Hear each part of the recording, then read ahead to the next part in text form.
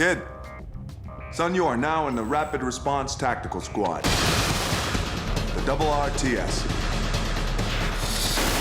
Kick some ass. The Breeze, kill it.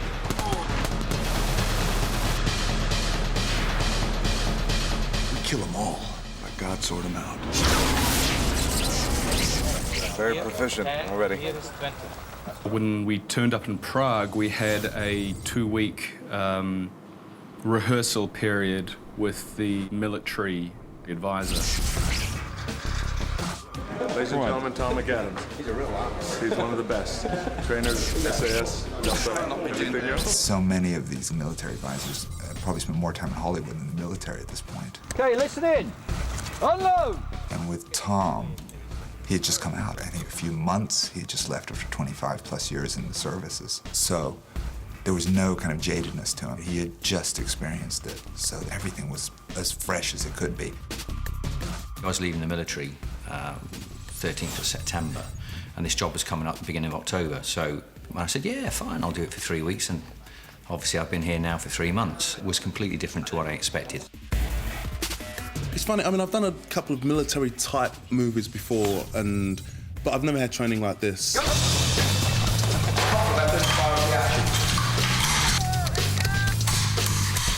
All right, are we happy with that? Don't put the barrel into the ground, Diovia. Pass that on. Have your wits about you, because blank ammunition does injure. Fire safety catches. We've got time for one more, is that it? What I was brought to do here was to advise on all the military tactics, all the techniques, get the guys to look like Special Forces and make them look like they've had years of experience soldiering.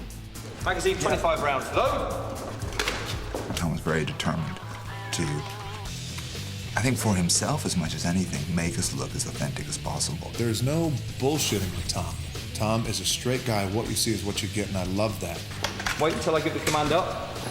Okay, rounds down on one knee, then start working together. So that's communication. Lead scout, as soon as you're ready, start patrol. I took it very seriously because that's what I'm here to do. Okay, got your mag? Okay, let's do it then.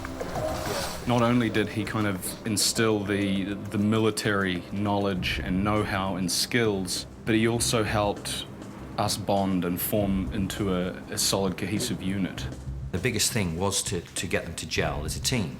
And we started off by going to the gymnasium every morning. 6 a.m., working out together, training together, going through and trying to simulate what soldiers would go through. The only difference is you know, they, of course, go to war and we go back to our hotel.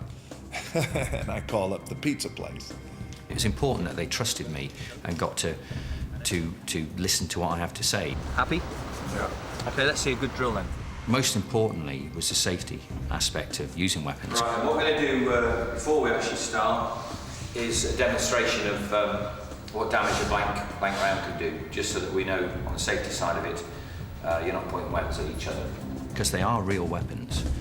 Even though we're using blank ammunition, it can still kill you. And one of the first things I do with the guys is demonstrate how serious a blank round is. And the way I did that was to use a polystyrene head and shoot it with a blank round, you know, and it disintegrates. It can make a hell of a mess, as you can see by that. So, do not point the weapon at anyone. Always aim off. Timescale, I think, is an important factor in anything, and some of the guys have probably not had the time to practice with the weapons that they should have. We're inspection for arms. So I start from the very beginning and just go through all the basics. When you're holding the weapon, ensure that you hold it correctly, and I'll just quickly go through that. Stripping and assembling. As I said before, keep the working parts like that, in a nice uniform manner. You're not going to have any problems putting it back together again. You're going to be firing double taps. It's 2 rounds, okay, followed by another 2 rounds, so on and so on, until I tell you to stop. I want to look at you and see what reaction it has, okay? Targets to your front, in your own time, go on.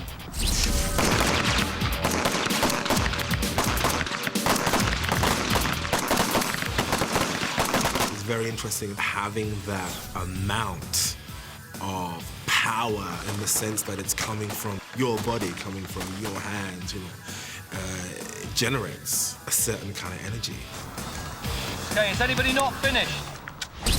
Once I started doing the weapon training and I got to a reasonable standard, I could then move on to patrolling skills, which entails holding the weapon correctly and how you move around objects, how you adopt different fire positions. Then the stoppage drills, loading, unloading, all the stuff that a basic soldier would have to know. In the script, it was written that we would say retreat, and Tom was right there saying, no, you would never say retreat, you would say fall back. And I said, okay, and I said, would we say, get the fuck out of here? And he's like, yeah, you would say that too. I was like, okay.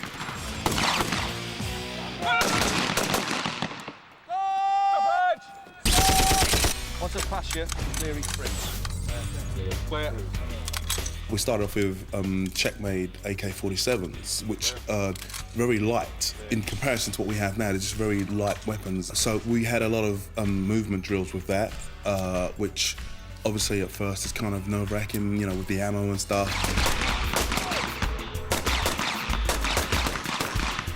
Some of the actors were very intimidated by the weapon and nervous of the weapon. Try and be a little bit more relaxed, some of you. I'm not pointing the finger. Get yourself comfortable, bring it up, double tap. If you want to get down on one knee, double tap, stand up or lie down, and just get used to different fire positions and just double tap. But try and keep both your eyes open, okay? I'm still flinching. It's, the flinching, no, I'm not too bad with the flinching, it's blinking.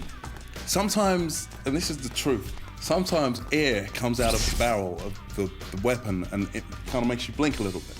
It's not fair. It's just, it's air.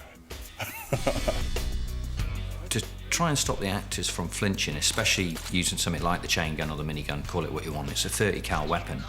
And with that weapon system, even though it's firing blank rounds, the actual overpressure that comes out is quite immense, and there's a hell of a flash with the thing.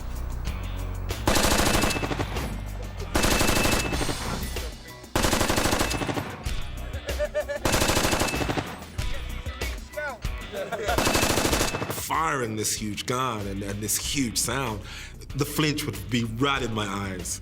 And Tom would see that and he would say, Deovia, you're flinching. Do it again. You're flinching. I think I, more than most, had to go through a lot of firing to get that flinch out of my eyes. What do you think of that then? This was the very first time that the destroyer has actually picked up that weapon. Now, you see the weapon of choice. So, my question to you is, how did it feel? It felt... Let's tell everybody at home. It felt awesome. It's huge. It's massive. No, I'm talking about the gun.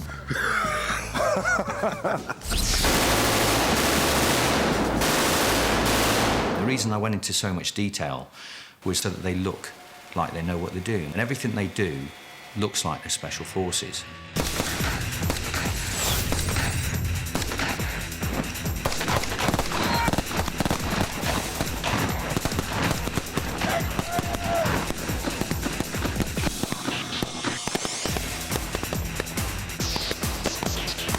I'm not going to lie to you, I love it. I had so much fun. Action! When you are firing a shitload of rounds and it's so visceral, it's so real, it really helps me do my job, because the leap of imagination for me being in this circumstance, immediately it's not acting anymore. I actually feel like I'm really doing it.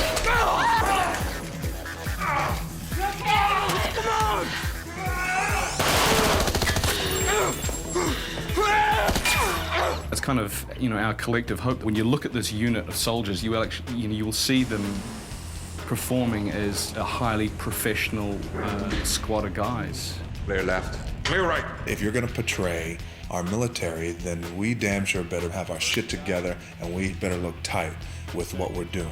So we should get together and we should know in a certain environment where there's present danger or possibly danger looming, then we should know how to walk, how to talk, how to give hand signs, eye signs, what we're listening for. Look alive, men. Game time. gotta say, when we're inside that chopper, when that door is closed and all the guys are standing there ready to go out with their weapons loaded, cock, lock, and ready to kick ass, you gotta ask yourself, the real deal soldiers who go through that, who are standing behind that door, what they must be thinking. I got a lot of love, a lot of respect for those guys. They're the real deal. It's movie shit. It's cool shit, but they're the real deal. They picked it up very quickly, and obviously as time's gone by, they've done so much of it. They're starting to switch on to the fact of how to go about it. I certainly wouldn't leave them alone, though, to be perfectly honest with you, but they are learning. Again, you're not sure. Never good on my maths. Do you want to do it again? Yeah, I think That's good. Okay.